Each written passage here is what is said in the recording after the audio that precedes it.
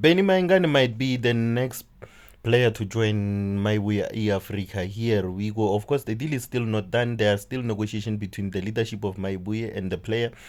And as we know that the player is still a free agent as of now, and the future of the player right now is still uncertain because the player is still considering going back into music and no longer focusing on politics.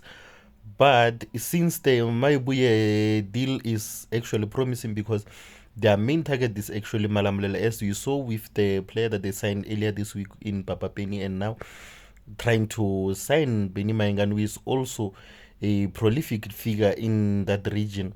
So Benny Maingan might join Maibuye or might just continue with his musical career as a free agent. So we'll keep you posted on this one because we still don't know what will happen with the future of the player. Will it the player remain in the game or will the player hang up his boots?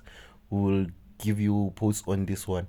So here we go. Benny Maingani might join Maibuye, but as for now, Benny Maingani is still a free agent. Don't trust anything you see on social media.